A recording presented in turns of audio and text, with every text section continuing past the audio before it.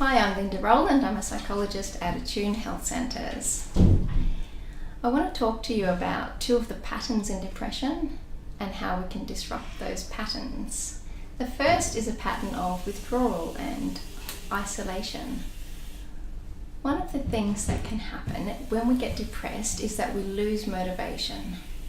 So you don't feel like exercising, don't feel like catching up with friends, don't want to cook properly, maybe start taking a few days off work.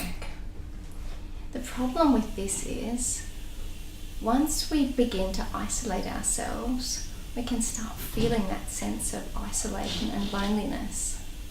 When we're not going out and engaging in the activities of life, we can lose the sense of accomplishment and reward and stimulation that those activities bring us, and we can start to get in a bit of a funk where we're just not having that sense of positivity and encouragement of those things. Another thing that can happen is that, well, we know that when we reduce exercise and our diet gets worse, on a physiological level, this can feed back into depression, and it can also work via the path of body image, because we may start putting on weight and then losing some of our sense of self-esteem. So, how do we break out of this cycle?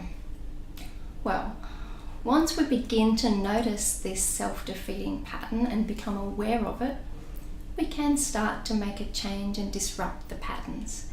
It may feel overwhelming to go and do a whole lot of exercise or go and do a marathon, but all you need to do is get out the front door and walk to the corner. Or maybe replace one sugary snack per day with a piece of fruit. Maybe call up one friend and see if you can catch up with them.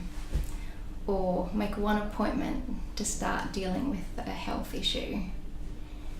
Once you've started to make these changes, you're already on the path to disrupting those difficult and self-defeating patterns that can keep you stuck, and on the path to move forward. So that's a little bit about the pattern of withdrawal and inactivity. Next time I would like to speak to you about another pattern in depression that we can get stuck in, which relates to cognition and thinking. So I hope you've enjoyed listening, and I'll see you next time.